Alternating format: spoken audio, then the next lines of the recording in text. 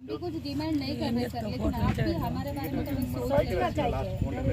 हम सब रोज ऑलरेडी यानी खदान स्टार्ट हो गए ओपन कास्ट, तब से हम बहुत सारे समस्याओं का सामना कर रहे हैं, विशेष करके दगान के बारे में। जब भी दगान हो रहा है हमारा घर हिल रहे, ऊपर के छत के उसको छत के टीन जो है फट रहे और सीमेंट के टीन फट रहे और दीवार भी क्रैक हो रहे। पर कई बार सवेरे साहब के दृष्टि में लेके गए, जब भी आते कुछ ना कुछ बताते हैं, उसके बाद उस पर कुछ एक्शन भी ज़्यादा वे लेते नहीं।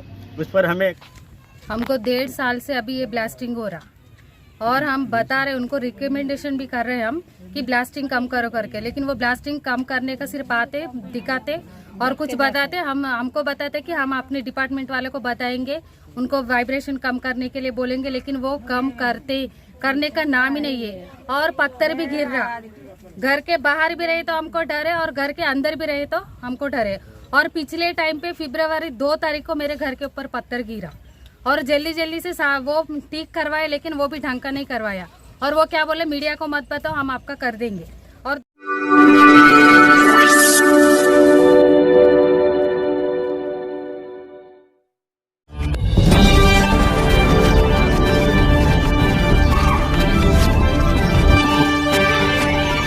नमस्कार, DIG न्यूज में आप सभी का स्वागत है।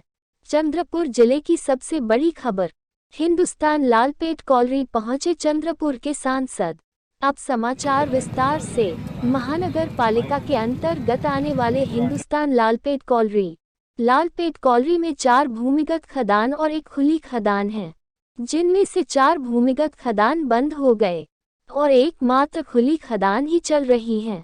और ये 4 खुली खदानें वेकोली की निजी गलतियों की वजह से ये खदानें बंद हो गए हैं, क्योंकि वेकोली अब तक वन जमीन को अधिग्रहण कर करोड़ों का चूना लगा चुकी है, जो कि अब तक करोड़ों रुपया फॉरेस्ट को भुगतान नहीं किया गया।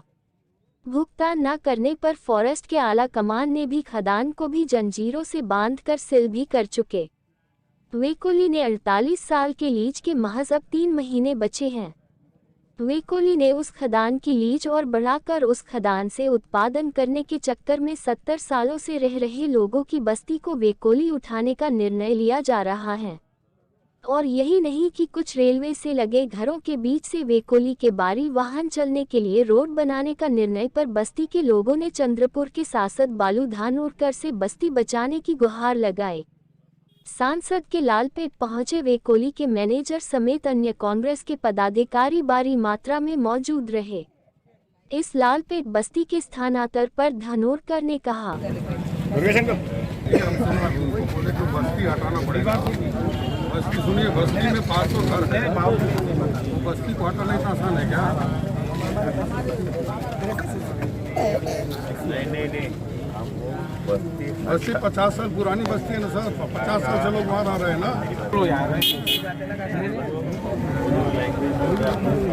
चंद्रपुर महानगर पालिका के अंदर एक लालपेट एरिया है, यहाँ पे एक ओपन कास्ट माइंस का नवनिर्माण होने जा रहा है।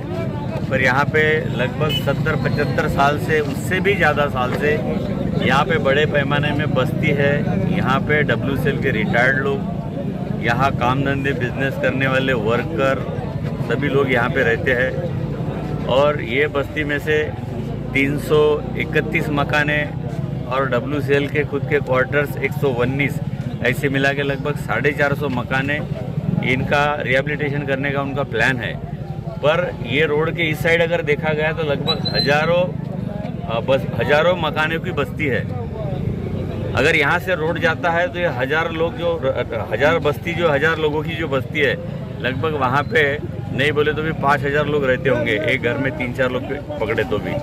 तो ये 5000 लोगों के लिए अगर ये रोड कंटिन्यू चालू रखा तो ये लोगों को भी दिक्कतें आती है। हमने अभी जो पर्सनल मैनेजर जो है पोड़ी जी WCL से, उनको बोला है कि आपको अगर यहाँ पे ओपन कास्ट माइंस बनाना है तो आपको पहले यहाँ के लोगों की, यानी जो आपके यानी इस साइड की जो बस्ती हो गई 331 मकान 119 जो उनके हैं, तो उनको कोई ज़रूरत नहीं है। पर हमारे इस साइड की जो बस्ती है जहाँ पे 1000 लोगों के मकाने हैं, उनको सबको सहमति से यहाँ पे आप बताओ कि आपको कौन सा सर्वे नंबर यहाँ पे रिक्वायर्ड है, ज़रूरी है। वो बोल रहे कि फॉरेस्ट ने हमको लैंड दी है, कुछ हमारी लैंड खुद की है परचेस की वाली, हमें उनका सब पता है कि आपकी लैंड है, आपको माइंस बनाना है। पर गवर्नमेंट के भी कायदा है, गवर्नमेंट का भी रूल है कि यहाँ के जो भी बस्ती है उनका पुनर्वास होना ज़रूरी है, रिहेबिलिटेशन ज़रूरी है।